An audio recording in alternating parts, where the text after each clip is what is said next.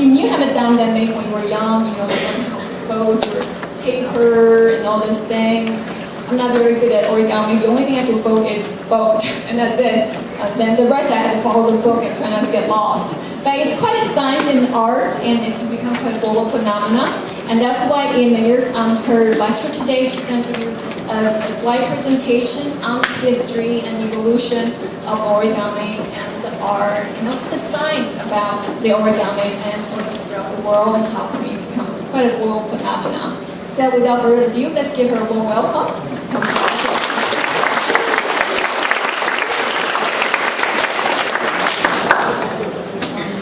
afternoon, everybody. Can you hear me okay like this? I'm plugged in. I should be connected. Can you all hear me? Yeah. Okay, great. Well, thank you, Raylan, for having me back here. I was last year talking about Confucius a couple of months ago, which was actually quite a fun subject to talk about, but I have to say this is the funnest subject I get to talk about as an art historian. It's an exhibition I'm working on that is going to open in LA next March, and it's going to travel around the country for a few years. So it's the most complicated exhibition I've ever put together. Includes the work of 45 artists from 13 different countries around the world. And basically today, you're my guinea pigs. I want to see what your reaction is to the art in this show. All of the artists that I'm featuring today are artists who are going to be in the show. And I'm hoping I get a couple of wows from you. Because I basically was inspired to do this exhibition because I watched a documentary that featured the work of 10 major international origami artists, and it blew me away. That night I emailed somebody I knew who was a former physicist at Caltech at JPL, and he quit his day job as a physicist to become a full-time origami folder. And his work is amazing, as you'll see today. And I emailed him immediately and said, I want to do a show. I want to do an origami show. Would that be a good idea? He emailed me back immediately and said, yes, do it, please. And that was April 6, 2010. And that was the beginning of this adventure for me. And it has been so much fun. I shouldn't really say that, but it's been a lot of fun. I've been getting to work with all these artists all over the world. And it's been a real learning experience. I had no idea origami was so interesting, so influential in so many areas beyond art. So the exhibition is really going to be more than just an exhibition of origami as an art form, but also origami as a science and as a scientific inspiration, and also as a tool for global peace, which we'll get to right at the end of the presentation. How many of you have folded origami in your life? Okay, I should ask how many haven't. Don't be embarrassed. It's okay. It's a pretty well-known art form. Most of you probably learned to fold a crane or a frog or something when you were a kid. How many of you have folded something like this? Yeah? No, I have not. I fold the basic traditional origami form, but there are artists out there doing this and beyond. Origami basically means folding paper or folded paper, and it's a Japanese word, but it's now really it's a word in the English language as well. And at its purest, origami is the folding of a single square of paper into a form without any cuts or without the use of glue. So many of the artworks you'll see today have been folded that way, out of a single square, no cuts, no glue. And that is what most origami artists, but not all, aspire to do. Create amazing things out of a single square of paper. That's what this is. It's just one single square of paper. Folded, no glue, no cuts. Just many, many, many folds, many hours of work, and a bit of genius. Now the art form, we don't really know a huge amount about the history of this art form, except that it started in Japan over 1,000 years ago. Maybe a few centuries longer than that. It may have originated in China. The Chinese actually invented paper, so there were probably a few Chinese people folding paper before the Japanese even got their hands on paper. Even though it has its origins in East Asia, it's now really become a global phenomenon. Everybody has heard the word origami. I don't think there's anybody in this room who had not heard the word origami, used the word origami before. Now, typically, most people know origami as a paper folding craft that kids do to create toys or decorations. But most people have no idea how incredibly sophisticated the art of origami has become in the last 20, 30 years or so. It has really become a serious intellectual pursuit. and an artistic pursuit for many adults as well as children. I think you'll get that idea today. And I, seeing this documentary and seeing the works of these artists, thought that it's time for origami to really be seen in museums. It really is worthy of museum exhibitions and also of collecting. And there are indeed a number of collectors out there who collect the origami works of the most famous artists in the world. And they sell for thousands of dollars now. Even though they're just folded from a single square of paper, they can sell for thousands of dollars. I wanted to buy a couple of pieces for myself, but couldn't afford them. And so I'll also have to learn how to make them myself.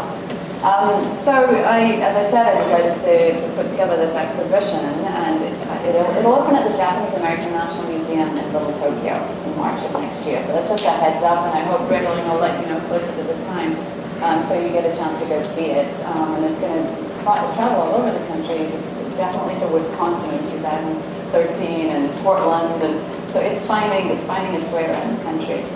Now, one of the things that I've mentioned already, and I will focus on towards the end of the talk, is that it's also become a mathematical pursuit. Many mathematicians are studying origami to figure out how to teach math better using origami. There are a number of mathematicians who are actually using it as a tool to teach math. And there are also origami has inspired individuals like the one I just mentioned who worked at JPL to create objects that go out into space. It's also inspired doctors to create forms that are put into the human body. So it seems to have infinite possibilities. Now, in this slide lecture, I'm basically going to be tracing the history of origami, and I'm going to introduce you to, the bulk of this lecture is going to be introducing you to some of the most incredible works of origami by artists all over the world. So, armed with my clicker. Go. This is, just so that you know, this is a work by a Japanese artist called Kamiya Satoshi.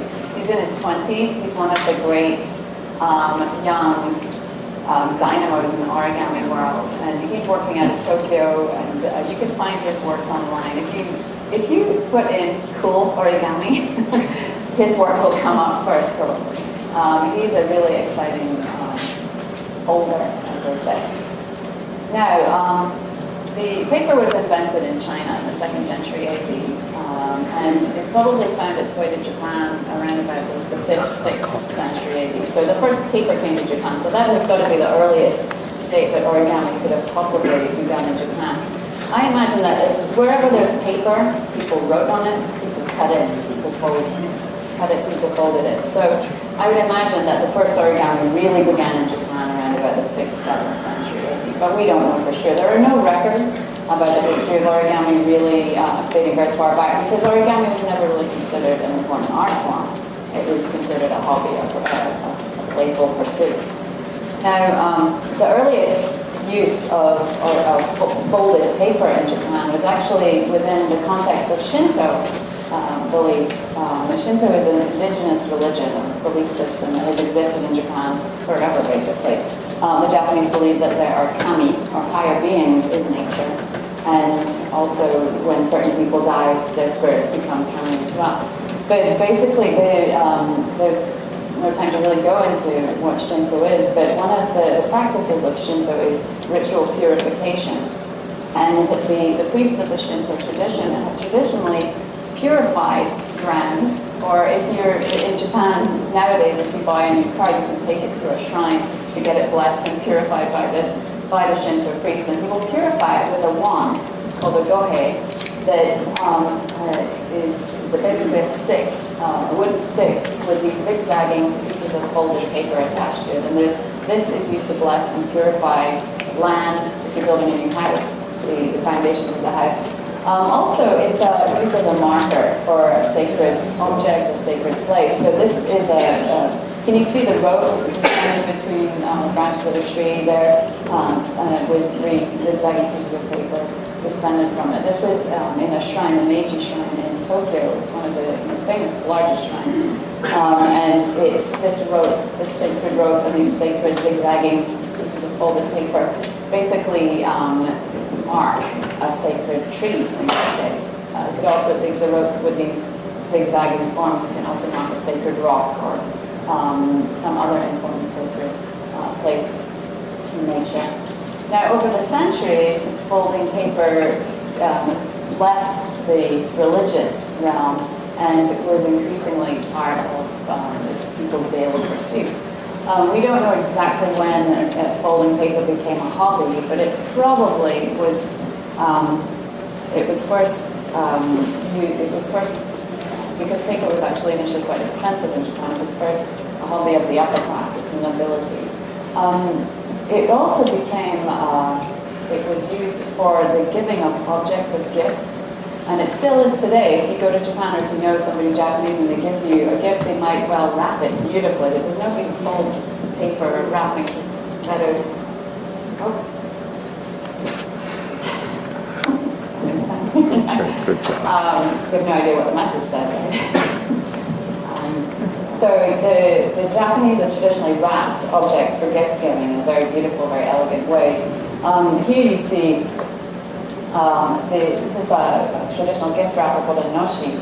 It's originally, the noshi is abalone. It's a type of seaweed that was wrapped as a special gift many centuries ago. Now the noshi wrapping is used for giving. You'd actually see it on many gift envelopes. And in Japan, for many centuries, including today, the Japanese will give gifts of money at a wedding or at a funeral in beautifully folded envelopes such as these. These are actually contemporary. I bought these in a Japanese stationery store. So these are examples of a very typical use of folded paper in Japan today. Over the centuries also, a tradition of folding paper butterflies out of paper. They don't really look like butterflies to us today, but a male and a female butterfly were folded out of paper, and they were used to decorate the tops of sake bottles at traditional Japanese weddings. So these folded paper objects have a certain amount of association with celebration in Japanese tradition. Now, as I said, folding paper into various forms became a pastime probably around about the 10th, 11th century, when members of the Heian period, the court nobility started to create fold paper into playful forms. We don't know an awful lot about what forms were folded at that time, but it seems to have been the beginning of that practice. It's not until a lot later that we start actually having records about what types of forms were folded. This is a woodblock printed illustrated book from the 17th century, and it shows instructions for folding paper cranes. So we know that around about the 17th century or so in Japan, the folding of paper cranes was very popular, and this was among the ordinary people, not just the nobility. So here we have, this is a very typical form. The name of the book that this image is printed in is called How to Fold 1,000 Cranes. And I don't know if any of you are familiar with the practice of folding 1,000 cranes. The crane is considered in East Asia to be a symbol of long life. It's believed to live 1,000 years. And so it's a very auspicious symbol. Typically when there's a celebration in Japan, people will give gifts with images of cranes on them. If somebody gets sick in Japan, a family member might fold 1,000 cranes with the wish that that person will recover quickly from the illness. And that's an important thing to remember. Now, just to sort of jump across the world for a while, not very many people know that there's actually a European tradition of paper folding that was evolving alongside Japanese paper folding. Now, paper was brought to Europe from China by the Arabs, and it was brought into Spain, I think, around the 11th century. And then by the 15th century, the Spanish and also the Germans had learned how to make paper by themselves. And over the next couple of centuries, they also developed a paper folding tradition. And this is something that most people don't know about. I did not know about this tradition myself until I started working on this exhibition. This is a Spanish form, a traditional Spanish paper folding form called a pajarita, a little bird.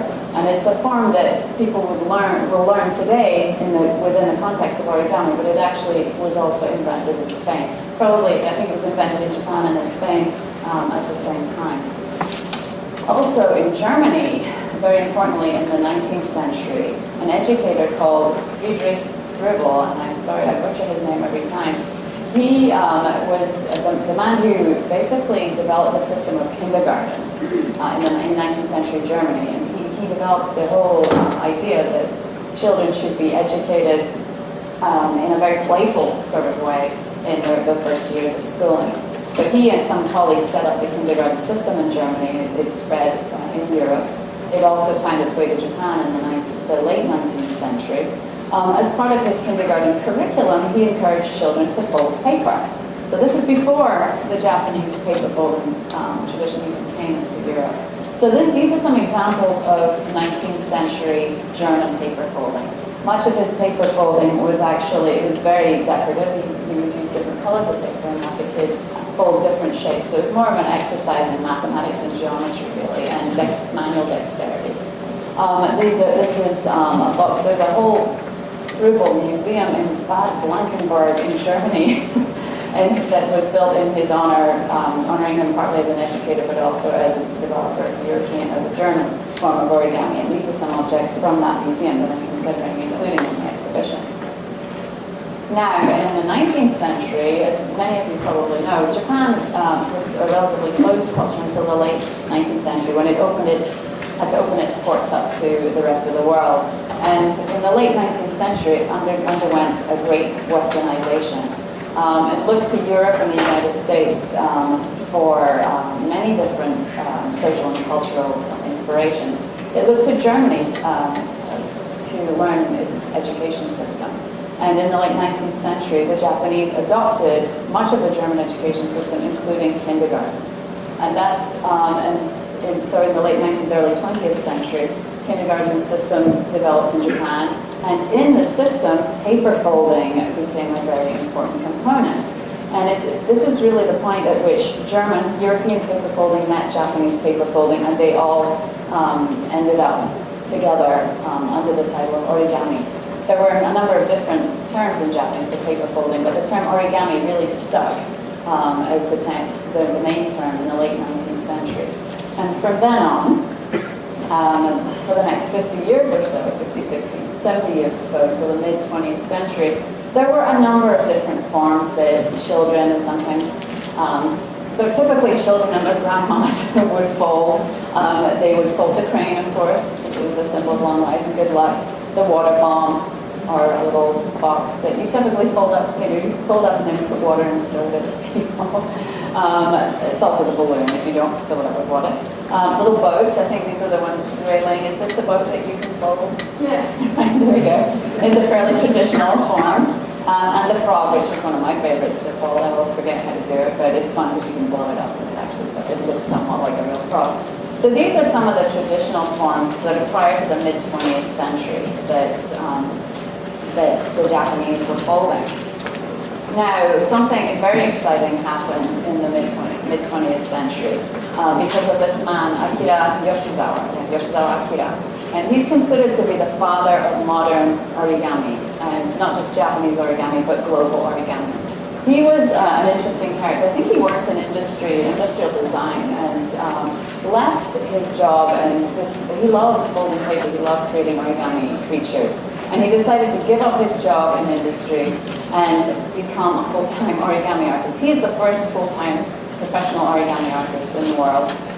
He did not do too well for the first couple of decades, and I think he made a living selling noodles and pickles on the street, but folded origami was his passion.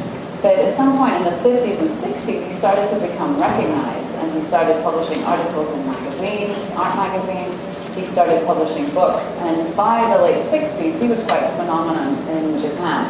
And this is because he not only was a professional paper folder, but he developed a lot of new forms, very different forms that hadn't been seen before, like the gorilla, for example, is not a traditional Japanese origami form. This wonderful fox here on the left. He also developed new techniques for paper folding, the most significant of which is wet folding, where you actually wet the paper so that you can model your form in a very sculptural way. So you can actually, traditional Japanese paper, washi paper, has very fibrous. You see that it has very thick fibers, and when you wet it, you can actually smooth it down and create this great texture. I think you'll see it on the next slide. So this wet folding allowed him and other origami artists to create much more sculptural pieces. So So they didn't look quite so angular. They had sort of curves like the gorilla. You can see a little bit here that he would sort of smooth out some of the angles and points to create a more naturalistic animal form.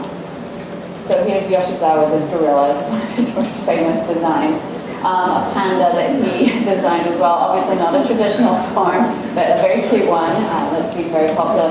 This is a bull that he designed, which is very simple, but a very graceful form that he created. And here you can see where he's used that wet folding technique to create very rounded surfaces that give a sense of realism. Obviously the bull, is fairly stylized here, but it is a much more sculptural. It doesn't. If you saw that, you wouldn't necessarily think it was origami. Now, very importantly, one of the things that Yoshizawa did to help others fold paper was to create a simple means of a standard notation, a way of instructing people on how to fold the paper without using any words. So here you see one of his notations that basically shows how to make a rabbit, and it has lines and arrows and numbers, and here's an English translation of what the various lines and arrows mean. And this really made the instruction of our origami much easier. It made it possible for him to create books containing designs that he had created so that people could buy them and do the origami themselves without a teacher in front of them. So here you have, for example, a dotted line is the valley fold, which means you're folding like this, whereas a different kind of dotted line is a mountain fold, so you have a look of a mountain, and then fold towards yourself, fold away from yourself. In many origami books today, you'll see these notations, but you'll also see words as well, because some of the pieces are so incredibly elaborate, you need the words as well. But he was the first, with a couple of colleagues, to really develop this standardized notation that was used in origami instructions. And this basically opened up origami and very sort of elaborate origami making to the rest of the world. Now these are two figures, Western figures, that really got into origami in the middle of the 20th century. And I believe they both visited Yoshizawa in Japan and studied under him, and then took their knowledge back to their countries. This man here is Robert Harvin, who you've probably never heard of. I know him because I got this book when I was about 8 years old. And this is my origami book. I still have it today. It's a mess because I used it a lot. But this was my first origami book, and I fell in love with the craft when I was a kid. He was actually a magician. I didn't realize this until recently, that he was quite a well-known British magician. He performed on stage and then increasingly on television in the 40s. And in the 50s, he got into origami. And I think in the 60s, he visited and met with Yoshizawa and learned various new forms and techniques and this notation from him. And this is a book that was published in the UK in the 70s. And so it was from that time onward, really, that origami became popular in the UK. On the right is Lillian Oppenheimer, who is the woman with her friend, Florence Tenko. Both of these women, but really Lillian Oppenheimer is credited with popularizing origami in the United States.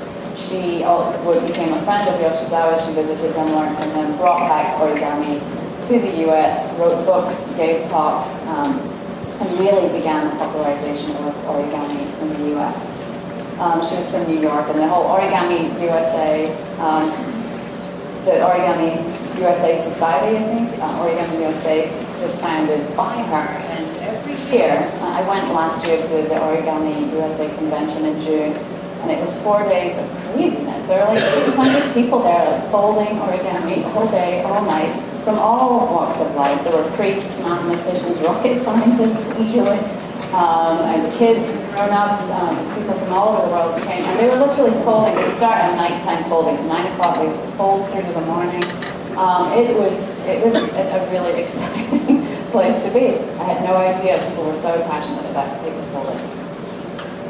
Now, this is pretty cool. This is a British origami artist, Nick Robinson. And I'm just using this to make the point that after Robert Harvin and Lillian Oppenheimer took Yoshizawa's techniques and forms throughout the world, origami went global. And this is what pages of the Wall Street Journal used to create a globe here to illustrate that point. Now, for the first 20 or so years, origami really was considered to be a craft, a wonderful, clever craft for manually dexterous children. And from that time onwards, really children from all around the world have enjoyed the opportunity to create animals, airplanes, boats, bombs out of paper. And here's a classroom in the US and a classroom in Israel where kids are learning to fold paper. Over the next decades, origami books popped up everywhere. There are hundreds upon hundreds, if not thousands, of books about origami teaching how to do it yourself. My particular favorites are here at the bottom. There are several books on how to fold dollar bills. And if you go online, if you put in dollar bill origami, there are a number of different people who specialize in folding dollar bills. My favorite that I discovered recently was toilet paper origami. Presumably, if you have fancy guests coming to your home and you want your toilet roll to look nice, and you have about 5 hours to kill before the guests come, you can fold it into various different beautiful forms.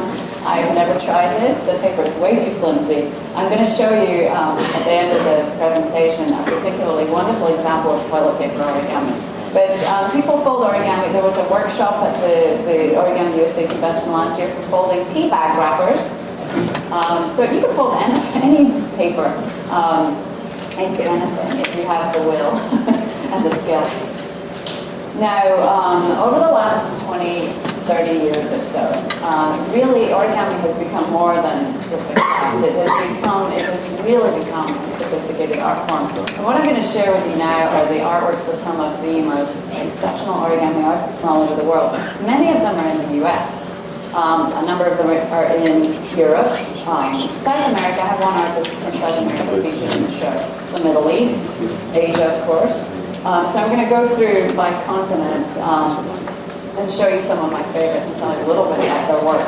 Now, what happened there? The lights just went up.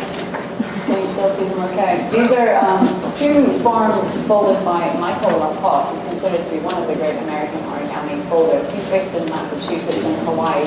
He and his partner, Richard Alexander, work together, and they actually make their own paper. Paper that they make specially to fold certain forms. For example, they wanted to fold a turtle with a beautiful pattern on its shell, so they created this wonderful marble paper. And the paper is very much based on Japanese traditional paper making techniques. They also, if they want to fold a toucan, they create paper that's black on one side, yellow on the other side, and then you can imagine how that ends up looking. They very much were inspired by the wet folding techniques of Yoshizawa. You can see the bat, Michael's bat here on the right. You can see it doesn't really look like origami, it looks like sculptured paper, papier-mâché perhaps. But he really has mastered this technique, and he was actually a biologist, or I think a zoologist by training, so he's very interested in natural forms, and he tries to successfully reproduce as many natural forms, animals, plants, out of paper. And so this bat is one of his most wonderful creations. This pond turtle here, made wonderful by that marble paper that he and Richard created together. These are two more examples of his work, which is just astounding. I believe the hummingbird is made out of separate pieces of paper, just in case you were wondering how you did all of this out of a single sheet. I think the hummingbird is one sheet, and then the hibiscus flower is a separate sheet or two. I don't always know about this. And then the orchid, another one of his very exquisite works made with Japanese paper. Now, this is the work of Robert Lang, who is the former physicist who worked for JPL. He worked in lasers and was a very successful physicist. I think he had 2 PhDs from Caltech, only 2.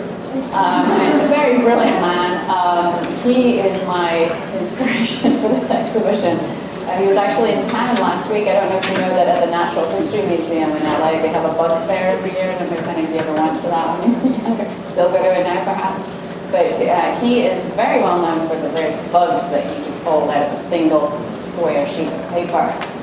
Here is he's based up in Alamo, up in Northern California now. He is a professional origami artist. He can actually sustain himself on origami only. He writes books, he gives presentations all around the world.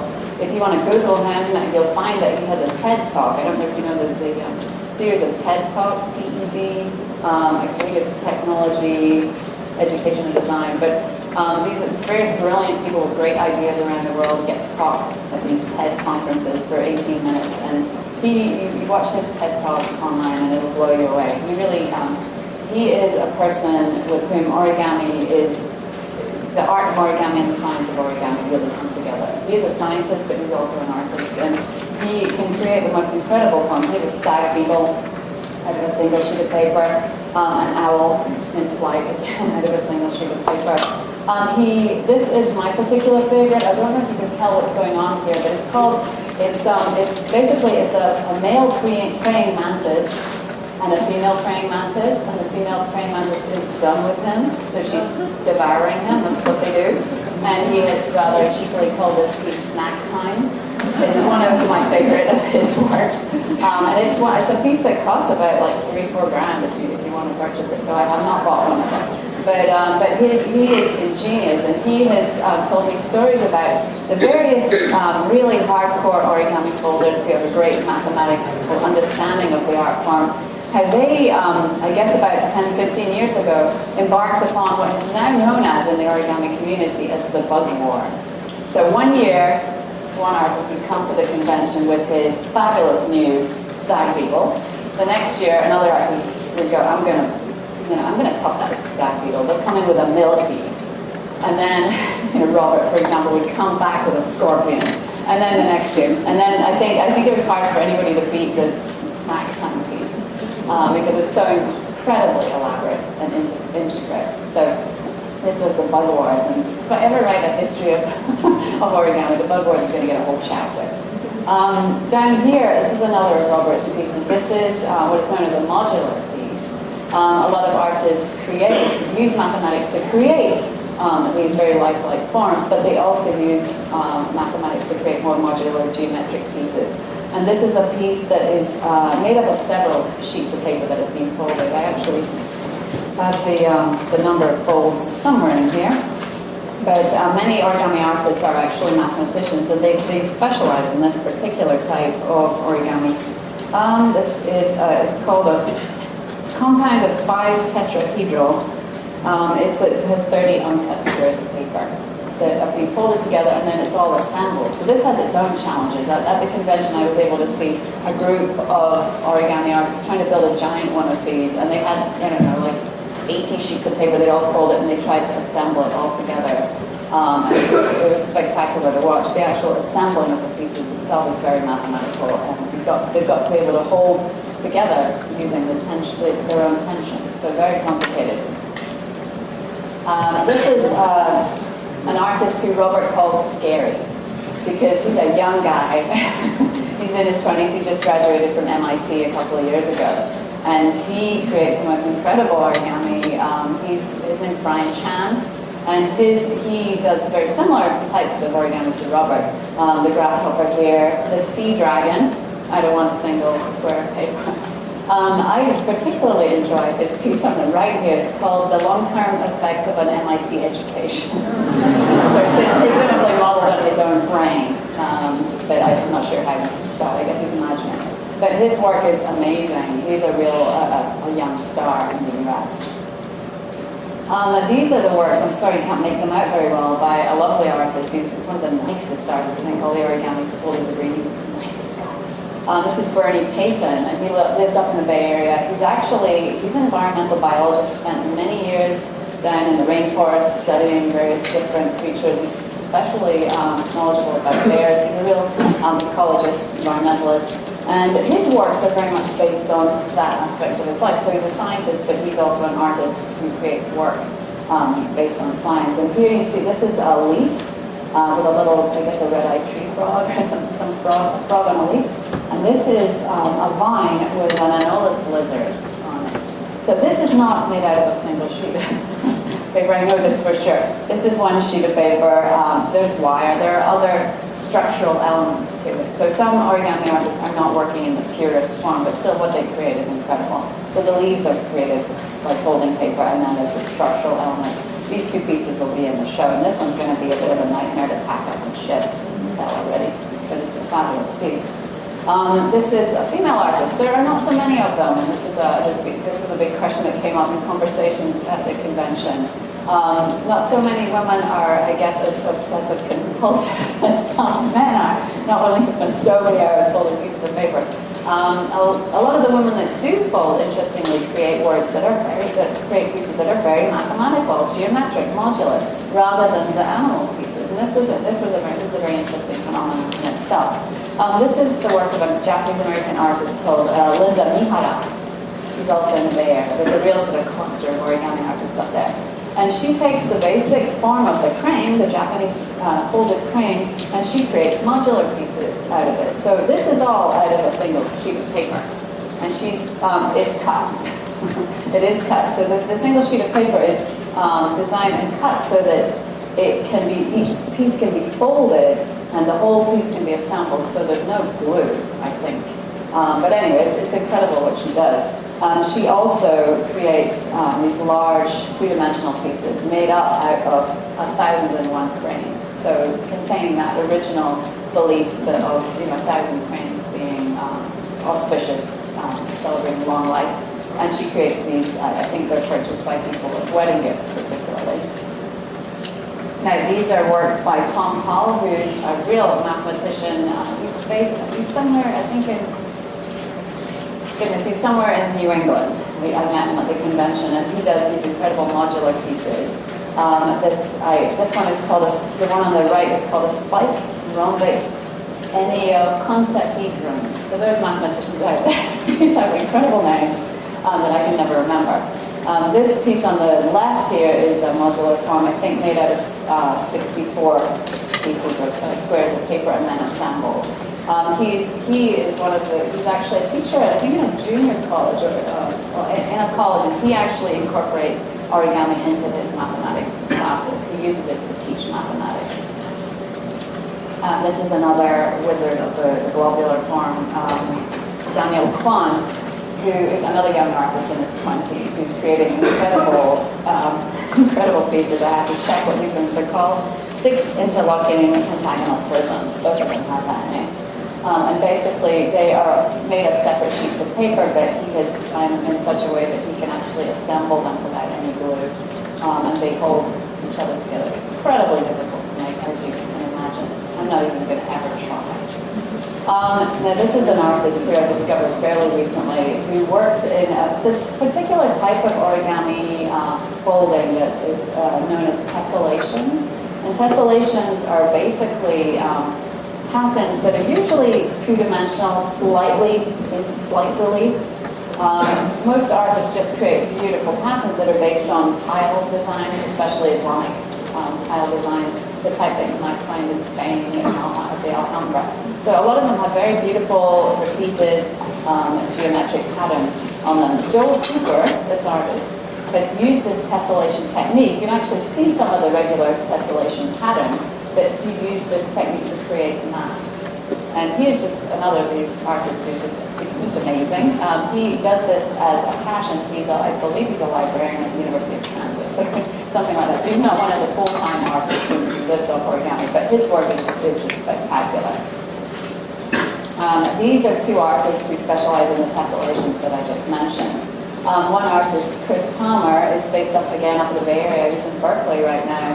And he specializes in these sort of two-dimensional tessellations. Some of his tessellations he creates so that the light can be shone through them to create this wonderful sort of stained glass effect. So this one is particularly beautiful. I don't think I'm getting this one for the show. It's a lot of his work uses light as well as the intricate folding. This one at the bottom here is based on snowflakes, and it's by a female artist, Christine Edison from the Midwest. And her work is extremely elaborate and intricate, and as you can see here, I think this is folded from a single sheet of paper, but I'm not 100% sure. These are the works of another genius type, actually a genius and his dad, Eric and Martin Domain. And Eric Domain is truly a genius. I think he graduated from college at 12 or 14 and got his PhD at 20, I don't know, maybe 18, one of those. And he's also seems to be the nicest guy. I haven't met him yet, but he and his dad are incredibly nice. He was home taught by a single dad. And he also specializes in glass blowing and stand-up comedy. He's an improvised comedy. He's just one of those guys who's just like incredible at everything. And he and his dad are mathematicians and physicists, I believe. He teaches at MIT. He's one of the youngest members of staff on MIT. And he and his dad have created a number of designs in origami. And he's exploring the scientific potential for origami. I believe he's one of the scientists who's using origami to study proteins, because everything in nature folds at some point. So he's using the principles of origami to try and understand the tiniest elements of nature, such as fats and proteins and all these aspects of life that we never really, normal people wouldn't associate with origami necessarily. But he is doing very important scientific work, but also creating incredible works of art. And I believe the Museum of Modern Arts in New York has shown his work and has some of it in its collection. This one is called Splash, and this one is Three Waves Meeting. And to me, they're very spiritual works as well. They're not only beautiful works of art, mathematically almost impossible to create, but they are also, there's something very spiritual about them. Now to Europe. This is one of the wow artists. This is a French artist called NEH and he, oh my gosh, so I must remember not to do that, sorry. He was actually a sculptor and then discovered origami and found a way of combining his love of sculpture with origami. A lot of his origami is very much, uses the wet folding technique, which creates those very smooth surfaces that Yoshizawa was able to produce when he first developed the technique. He died. I'm so sad. He died last October. I was communicating with him about pieces he had lung cancer, and I was lucky to be able to contact him at all. And we were going to borrow from all the other artists, but I was going to purchase the pieces from him. And he went into hospital and said, when I come out, we'll settle this, and he never came back. And so that was my lowest point in this whole exhibition process, losing one of my artists and one of the best artists. And we have a mask by him that I'm going to borrow from a local museum that did actually hold an origami exhibition a few years back and kept a piece of it. And I was hoping to get these pieces, or a similar piece rather. He created these incredible characters from The Lord of the Rings and other fantasy stories. These are, I'm not sure who these are actually, now that I think of it, but I think they're figures from The Lord of the Rings. He's a real fantasy lover. This is a dwarf. It was a really wonderful, playful piece. He was also creating a series of pieces called Commedia dell'arte, and it represented the various different sins. And so I was pleased to purchase one of those. It will not happen now, alas. But recently, Robert Lang, who collects the work of other artists, just last weekend actually told me he's going to lend me his pangolin created by Eric Rosell for the exhibition. And if any of you have ever seen a pangolin, it's a scaly creature, incredibly elaborate. I don't have an image of it, sorry. But that will be in the show. So it was pretty devastating to lose him, but his work will be represented in the show. And he's considered to be one of the real, the greatest origami folders anywhere in the world. Now, another amazing French folder, doing something very different, is Vincent Curator. And he is the leader of a movement in France, an artistic movement called, crumpling, the crump. And so he and his followers, they crumple paper. But crumpling is still folding, so it still qualifies as origami. And typically, he would use different kinds of paper. He would typically take a napkin, crumple it, and create this beautiful piece of coral out of it. The paper that he uses is often, it's not the strongest type of paper. It often will not have a very long life. So there's a sort of feeling of ephemerality to his work. So this coral, I don't think will last very long, but while it does, it's extremely beautiful. And it seems very organic. It doesn't look like it's made out of paper. It actually looks like true coral. He's also famous for making mushrooms. These are his mushrooms called sitopi, and we'll be borrowing some mushrooms of his for the exhibition. He also does a lot of very abstract, spectacular, very organic abstract pieces. But his work is very organic, and his followers' work, they don't really look like origami, but they qualify. He's regarded highly in the origami community. This is a fun artist from Belgium, of course, Herman van Goobergen. And his origami has a real, very different flavor to it. This is a piece, can you see what form it is? It's a skull, right? The piece that he folded is actually just this. He places this form on a mirror, and he's folded the inside of it so that when reflected on the mirror, you see a skull. So it obviously has to be positioned correctly on the mirror. It has to be looked at from the right angle to see a skull. So very clever artist, just, pushing the boundaries of origami and creating basically optical illusions. This is a wonderful piece. It's mostly two-dimensional, slightly relief, but it's a gecko chasing a fly. He's folded that into the paper. So very different from anything we see with any of the other artists. But obviously, sort of, he reminds me a little bit of Escher, and I think some of his works are actually somewhat inspired by Escher. That sort of trick of the eye. And then this, I just love this. It's one of the most simple forms in the show, and it's a crane modeled on the traditional Japanese crane form, but obviously abstracted, much more contemporary looking. And this is by the artist Paulo Valentino, who's Brazilian but now lives in Germany. And this is the only piece I'm borrowing from him, because that's enough. And it's sort of the exhibition poster piece, because it's, I think, to me, it says origami, but it's something new. I love it because of the simplicity of the white paper, the very simple, almost abstract form. Just, to me, one of the great discoveries exploring the world of origami is that origami is now an art form that has many different approaches, just as painting and sculpture in the West. There are abstract artists, there are realists, there are artists who are trying to create something new, there are installation artists, mixed media artists. So within a very short period of time, this art form has really reached a very complex, sophisticated level. I love this piece, another mushroom-themed piece by a Scottish artist, Polly Verity, and I was brought up in Scotland, so I'm very happy to have a Scottish artist in the show.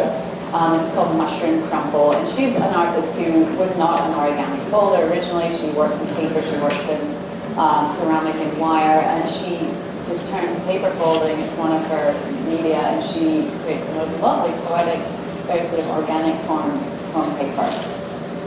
This is another artist, Richard Sweeney, who's brilliant. He's an English artist, and his work is just spectacular. I'm borrowing a couple of his pieces. Alas, not this piece, because it's very complicated. We'd have to pay to get him over here to build it, install it, and everything. It's way beyond our budget. But he folds lengths of paper, and as you can see, drapes them and hangs them in spaces in museums and also in department stores. And just very poetic. It would be so nice to have the piece and sort of walk. I mean, who knows? We might get the NEH grant over the applied for. We might be able to pay for him to come over. But very spectacular installation work, origami. This is a Swiss artist, Sipho Mabono. He's originally Indonesian, but his work is very interesting. He's also an installation artist. This is not the best installation image, I'm sorry, but it's basically swallows that are hung. He does very traditional forms of origami, animals and birds, and he will often create large installations with hundreds of them suspended in the ceiling to create a whole environment. He's also done some wonderful origami icebergs with polar bears on them for environmental events and showing the iceberg shrinking, I guess. He also did a wonderful commercial for Asics sneakers that is animated origami, and we're going to be showing that in the exhibition. If you Google Asics origami commercial, you will find the commercial. It's an ingenious commercial that basically starts with this sneaker, and it tells the story of how this company was founded and basically the innovation of this company. And he's created many different forms that were animated for that commercial. He's a great artist, and he is actually hopefully going to create an installation piece for the show. Now to the Middle East. I have two artists who are married to each other in the exhibition. This is Paul Jackson. He's originally English but now lives in Israel. origami and creates some of the most beautiful abstract origami. He's a real philosopher type, and he colors his own paper, as in this case here. This is an organic abstract that he created. He looks at how paper folds and then naturally unfolds. So a lot of his pieces, he's folded them elaborately and then he's let them just unfold naturally so that they do whatever the paper, the paper does what it wants to do. He believes he emphasizes the idea that paper has a memory. The folds are basically, once you make a fold in paper, you can't remove that fold. So the paper, it has a memory. You fold it and you open it up and it'll try and fold itself back the way you folded it. So he has a very sort of philosophical approach to folding paper. So this is one of his organic abstracts. These are two more of his pieces. One is a one fold piece. Here it's a single fold abstract. So he often goes very, very simple. I love this. And then these two pieces, this is a piece called Duet that he created recently. And the pieces aren't fully folded, so they're almost folded, which is just really, it opens up all sorts of wonderful questions about folding and what really is origami. Are they origami if they're not completely folded paper yet? I think he has treated them with something so that they hold the form like that, but they're not folded. But a wonderfully poetic, philosophical piece. And this is his wife's work. Miri Golan is an incredible woman. I hope to meet her one day. She actually uses origami as a tool for peace in Israel, and she teaches kids from different religious backgrounds in the classroom together. Muslim, Christian, and Jewish kids. She teaches them origami together in the hope that origami can bring them closer together and be a tool for peace. This is a work that she made recently and offered for the exhibition. It's called The Two Books. Presumably the Quran and the Torah. And she has cut the pages. Can you see that they're actually cut? And she has folded them into people. So the people are coming out of the books. And this is whoa. This is a detail of two of the people who come out of the book. The idea being that the people from the two books can be united through origami. I love this image. It's very, very powerful. And coming from Israel, it's particularly potent. Now to Asia. Back to Kamiya Satoshi, who we started off with, this young origami genius who has really, he's a very gifted mathematician. He's written a number of books, and he's created a number of, the crease patterns are basically if you fold a piece and you unfold it, the paper, the crease pattern is what remains on the paper. And that's a guide to the more sophisticated folders as to how to fold that paper to make a particular piece. So many of his crease patterns and his instructions are available online, but he's in his 20s has published a number of books showing how to create these very elaborate forms. So here's one of his more elaborate dragons, and his flying horse, Pegasus, and the dragon that we saw at the start of the presentation. Now as you can see, his work is very elaborate and spectacular. He's inspired a lot of young artists like Ryan Chan here in the US. And then there are other Japanese artists who go the other way. Many different artists in Japan working in different styles. Some of them are very elaborate, intricate types of origami. And then this is Koshiro Hattori, who works, he's a real abstract artist. Very simple forms. And I particularly like this one here because he's torn the traditional Japanese paper washi and then folded it and slightly folded it again to create a very elegant, sort of poetic, abstract form. And this is the one at the bottom is pleats. So he's cut the paper, obviously, and then folded it and created this pleated circular form. This is another artist I learned about recently, Jun Mitani, and he's actually a scientist. I think he's based in Kyoto, but I can't remember exactly which university he works for. But he's an origami folder, he's also a scientist, he's also a designer, and he has got together with Issei Miyake. I don't know if you know him. People of my generation know him, but I don't know if the younger generation is aware of him, but he's one of Japan's greatest designers. And he there's a whole line of his work that's known as Pleats Please. It's It's fabric that is pleated and then baked so that it keeps its folds. And you wear it, and it's just incredibly comfortable. I love this. If I weren't an art historian in Curator, if I'd gone a different route, I would perhaps just wear his clothes. But alas. So Judy Mikani and Issei Miyake have got together and created a whole new line of clothing that is based on origami and origami folding. I don't know if you can really make out what's going on here, but I think you get that this dress is folded, seriously. So this is very contemporary. It wouldn't look good on most people, but pretty interesting. And Issei Miyake has always been considered a bit of a textile sculptor, but here he's really he's incorporated origami and elaborate origami folds into his designs. Now this is another amazing artist. He's from Vietnam.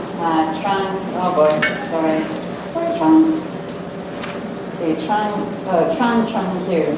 And he's a teacher in Vietnam, in Ho Chi Minh City. And he just loves origami and sort of does it as his passion. And I saw his work at the convention last year and just thought, oh my God.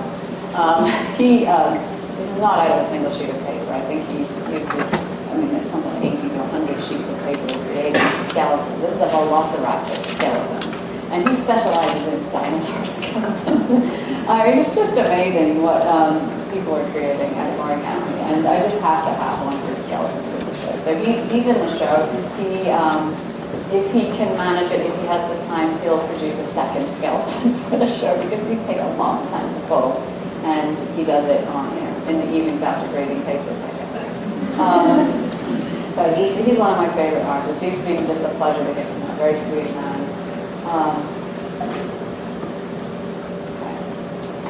This is another Vietnamese artist, but he's actually based in the US now, Yang Dinh, and I met him at the convention last year. And his work is some of the spiritual of the work that I saw and have seen.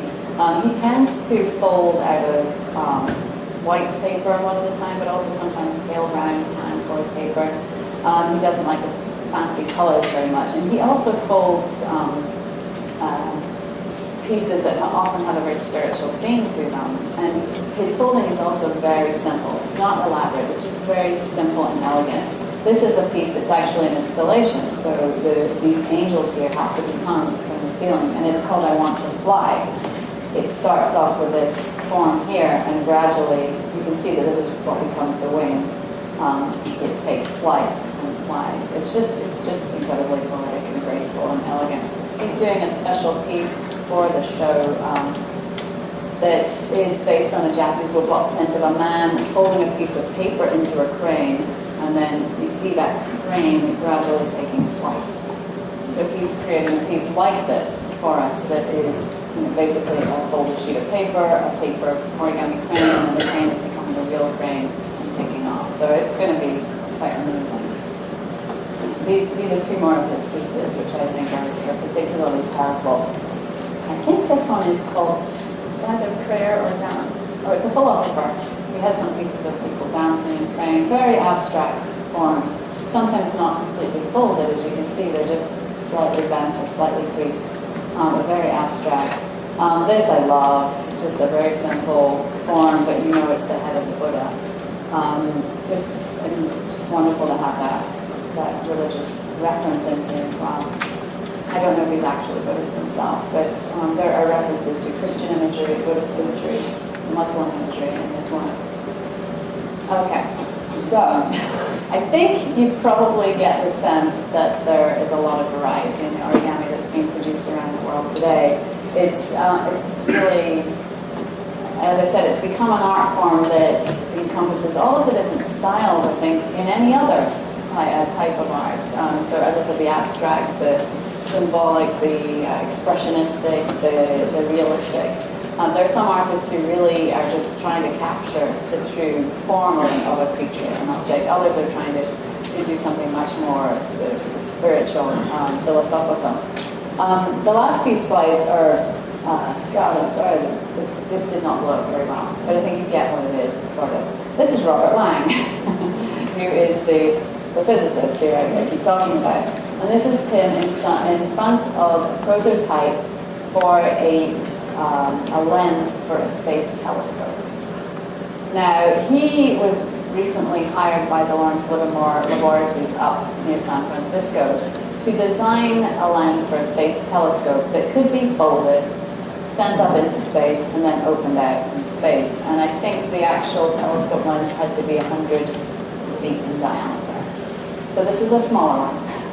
And he designed this using paper initially, and he's going to lend us the paper prototype for the exhibition. And we'll also hopefully have the blow-up picture of him standing like this. It's incredible that he used origami principles in mathematics also to figure out how to fold it so that it could be opened up in space. So origami is in space. This is, it's not clear to see what this is, but he was also hired by, I'm not sure who he was hired by, probably a car company, but possibly not, to basically create software that shows how a folded airbag will deploy in an emergency. So what you're seeing here is the folded airbag and all the different folds. You actually had to figure out how to fold the airbag in such a way that it would deploy safely in a crash. So if you go on his website, Robert Lang, look Lang Origami, you'll see that he actually has a QuickTime animated little video showing how it opens up and deploys. And so he used origami folding to design this software to show how you fold it so that it deploys. So here you have it sort of. I think this is, well, maybe it's the other way around actually, I'm not sure. Not really sure. I've only found this picture today. I'm not sure how it works. Better to actually look at the QuickTime video. But we're going to be borrowing that for the exhibition, just to show the industrial applications of origami.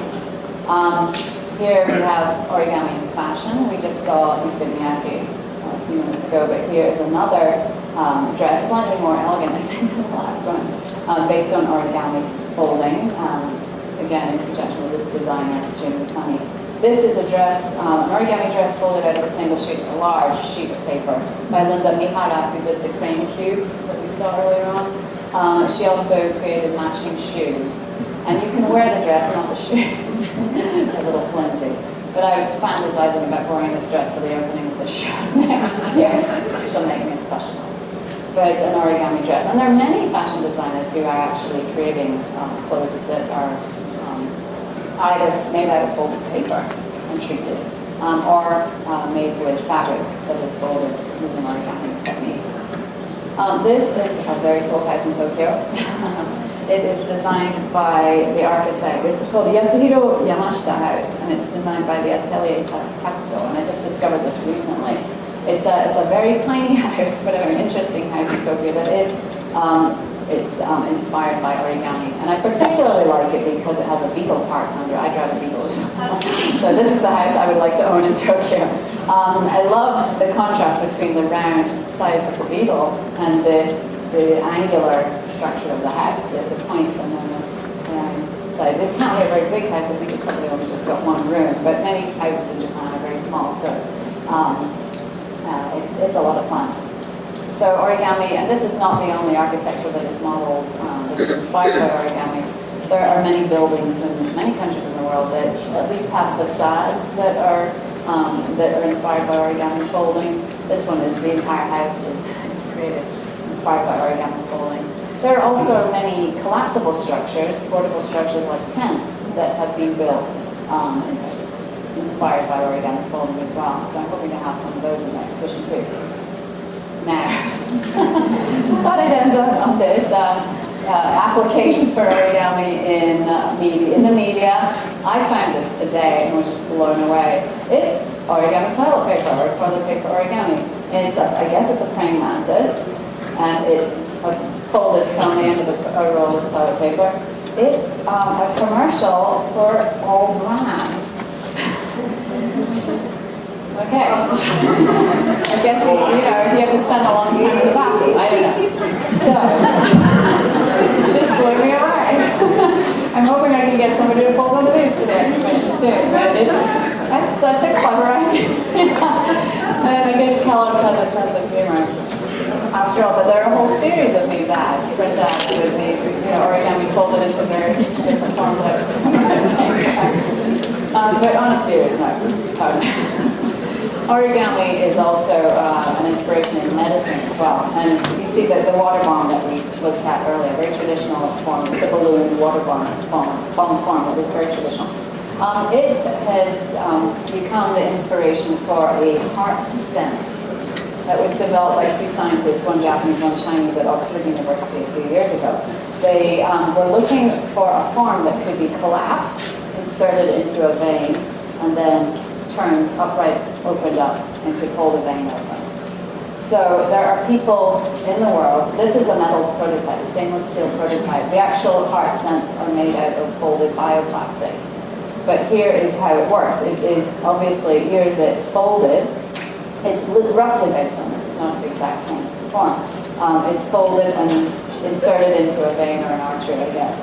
And then somehow, I don't know how to do it, but it is opened up inside and it holds open the vein. So there are people out there in the world who have had surgery, have had origami inserted into their veins. So it's out in space, it's in people's veins.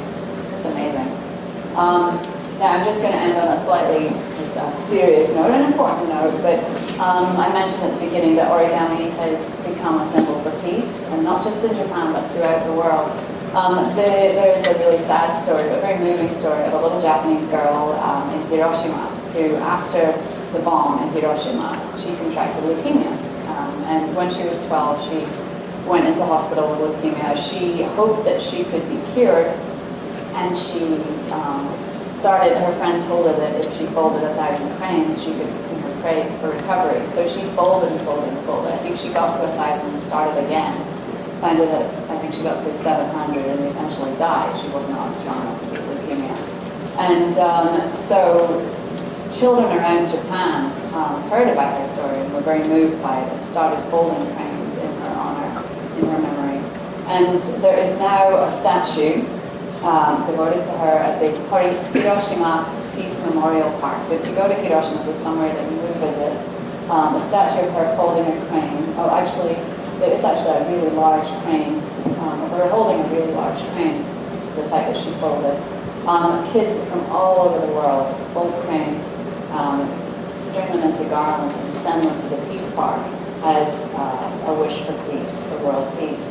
And after 9/11, many people sent garlands and folded cranes to Ground Zero. And if you go to St. Patrick's Church, right beside Ground Zero, you'll see many garlands of folded cranes. So this is not just a Japanese symbol of peace now, it's become an international symbol of peace. And while I was researching for the exhibition, I discovered that World Origami Day was created, and it's celebrated on November the 11th, 11/11, which is, you know, it's in many parts of the world, it's Armistice Day, it's Remembrance Day in Britain where I'm from. And it's also my birthday, which is just wonderfully auspicious. It's also Pocky Day in Japan, I found out when I was researching it. You know, those chocolate sticks, because one. Anyway, so this year we particularly auspicious November 11th for me, because now I know that it's World Origami Day. But obviously the World Origami Day is attached to this wish for peace that is celebrated on November 11th every year. So one of the aspects I want to incorporate into the show is the idea that origami is not only an art form, it's not only a science, but it's also, it can be a tool for peace, as artists like Miri Golan in Israel are discovering that it can be, you know, as any other art form probably, but, you know, it can be used as a tool to bring people together. So on that serious note, I'm going to wind up, but I'm happy to take some questions. We have a little time left, right? And with this, close up the round. But thank you so much for your attention.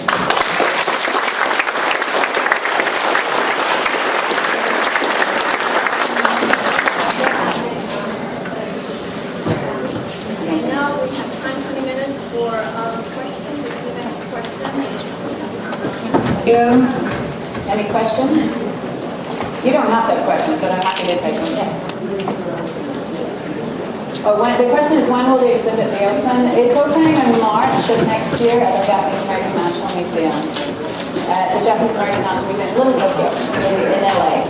In LA. It's opening in LA, which I wanted. And I hope so. I hope it'll be all over the press.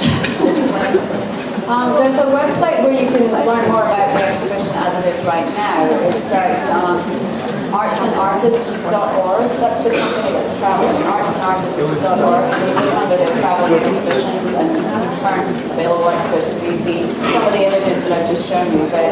But my goal is to get it traveling all around the country and back to Japan. I want it to be shown in a Japanese museum because there has never been an exhibition of origami in a Japanese museum before, which is strange. But they don't consider it to be really serious art. So that's my goal, that's my dream over a few years. Also there, I didn't mention it, but one of the little cranes that was folded by Sadako will also be in the exhibition. It's about this big and it's folded out of a candy wrapper. She folded cranes out of whatever she could get her hands on in post-war Japan. So one of her little cranes will be traveling with the shows and that's such a piece. So I'm hoping this will be a really special exhibition and I hope you tell everybody about it next March. But any other questions? Yes. Outside Jack Brown 387, there's actually some of the geometric origami. So if anybody wanted to go and look at it, it's actually there. So who folded that? Some of the students, I guess, or something. Some of them have names there and it says, you know, what type of shape, like a tetrahedron or something like that, and who did it. Wonderful. Is that easy to get to from here? Yeah, Jack Brown, which is like just east of here. Okay, thank you. I'd love to go see those if they're available. Thank you. Any other questions? Yeah, there's a question in the back. You said that there was you got one of your artists in your exhibition that was from South America. Right. I want to know what country is that? He's from Uruguay. Uruguay, sorry. He's Roman Diaz, and he does. He's a veterinarian, and he folds animals, not surprisingly. And so he's folding I think a red cardinal for the exhibition. I was born in Peru. Oh, in Peru, right. And I know we have like a big Japanese meeting. Right. What's about that? One of our neighbors over there, she owns like a shop, like a little like Shell or something, like a little 7-Eleven in the corner. And she would actually sell origami. She would make her own. It's like out of like bamboo. Oh wow. And it was banana leaves.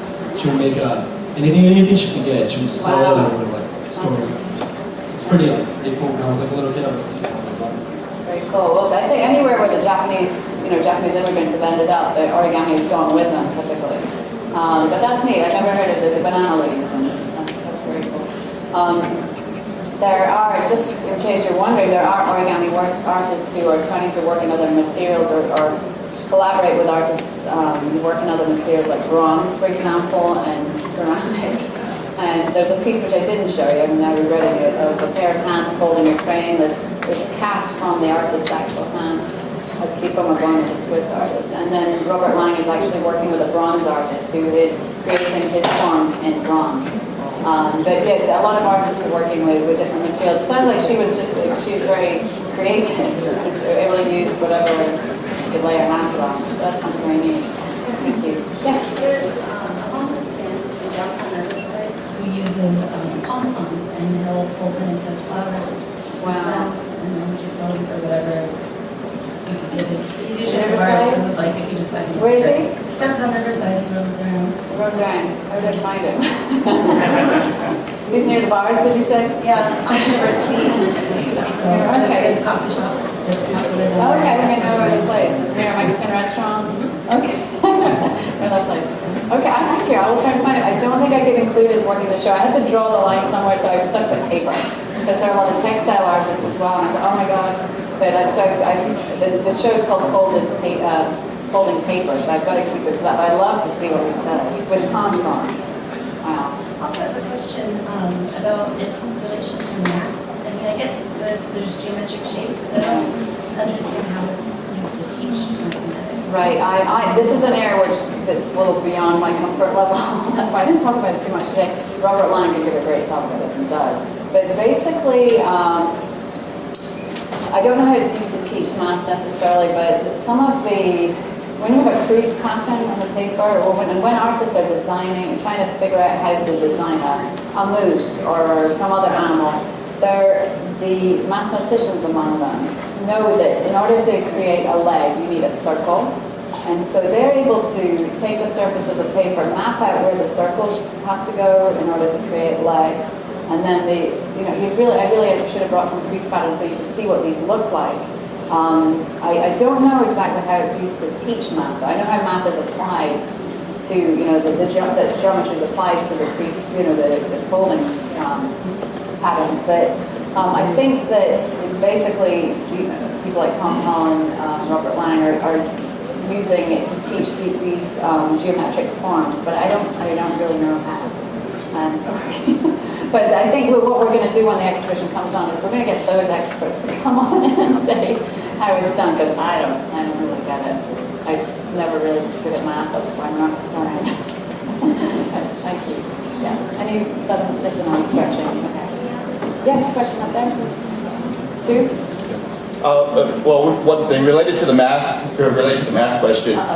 One of the aspects that's used in teaching is just the fact that it's a two-dimensional surface, can represent a two-dimensional surface, and that's often used to show how three-dimensional objects can be created out of two-dimensional surfaces. So the folds that it takes to make a pyramid out of a flat sheet of paper, the dimensions, the angles, that kind of thing. Okay. But also I had a question, when you were talking to origami artists, there's those who do it as a profession, there are those who do it as a kind of a passion, a side hobby.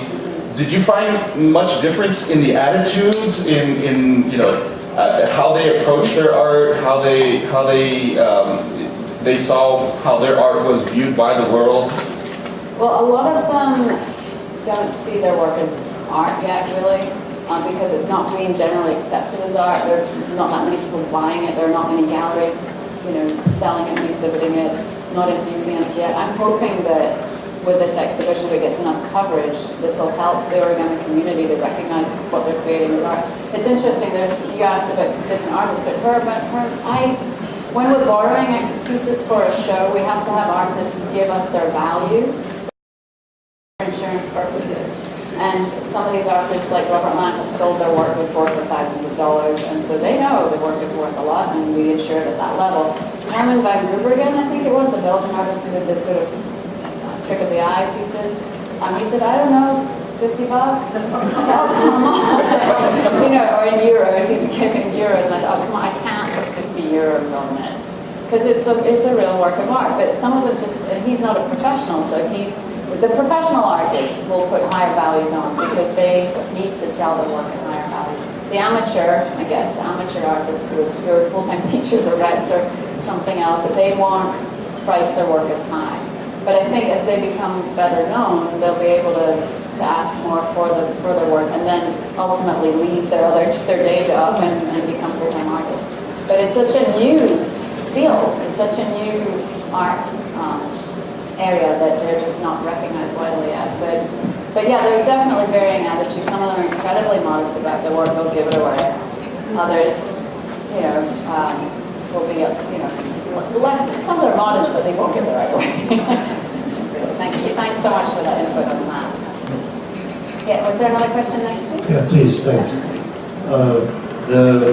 Sorry, there you go. Is there anything else that's parallel to this kind of passion becoming art because it's identified as art later? I'm not trying to do a test. No, well, in the world that I've lived in for the last few years, bamboo basket making in Japan, there were artists who would just create bamboo baskets that were used for functional purposes. These are in many cultures, but my background is Japanese art, so I studied Japanese bamboo basket makers. We had an exhibition a few years ago when I was at the Pacific Asian Museum. Some of the basic functional baskets were very beautiful, but they weren't considered to be artwork. Now in Japan, there are a large number of bamboo basket makers who create very artistic baskets and increasingly abstract sculptures out of bamboo. That really don't have an awful lot to do with baskets, but they've sort of evolved into something that's purely artistic. So that's just my background. I'm sure, but that's not, a widespread hobby that has become an art form. I'm trying to think of something similar, like it's anime, manga, that's something that wasn't really considered to be an art form per se. When it first came out, it was just book illustration, movies, but it's now considered to be a really pretty well-recognized art form. I'm trying to work on that's an exhibition I'd like to do down the road as well. But so I can't think of anything that sort of has the same worldwide, has had the same worldwide appeal that it's become, an art form. Does anybody else have any thoughts about that? Something that's grown from a hobby? Yes. I'm originally from Canada, and I don't know that it's worldwide appeal, but in the area where I grew up, in central Canada and eastern Canada, they use German paper cutting, Scherenschnitte, as an art form. So German and Swiss paper cutting might come close. And in other cultures too, paper cutting, Chinese and also Mexican paper cutting, and some people just consider them crafts and some consider them art, and there's a real debate as to where you draw the line between craft and art. I tend not to draw the line. I think it's all a form of artistic expression. It's just some are better at it than others, and some can sell their work and some can't. But yes, that's another similar type of thing. It's not quite as widespread, but it's a similar type of hobby that's sort of decorative and then is considered an art form in some areas. Yes. How do you think that's attachment? The animal form in origami, is it a spiritual connotation or just an affinity for nature? Yeah, well, the question is why is there such an attachment to the animal form? I think most people begin origami folding animals. And I think kids are obviously really connected to animals. My son is in kindergarten, so it's just the perfect time for me to be working on origami. And I've gone in and taught the kids how to make boxes and other than simple forms. I think we should start with animals, I think, because those are something we're so fond of or so interested in. Like Aesop's fables. Right, so you start with animals with kids. But with adults, not all of the artists are interested in holding animals at all. And some kind of poo-poo that. I want to do something abstract, or I want to do something geometric and modular. But I don't know that it's necessarily spiritual for most artists. I think animals come in an infinite variety, and there are so many artistic challenges. So think of the bug wars. There are a lot of origami artists who just do bugs. Because bugs are endlessly fascinating and complicated, and they want to show off. So I don't think that's very spiritual. Thank you.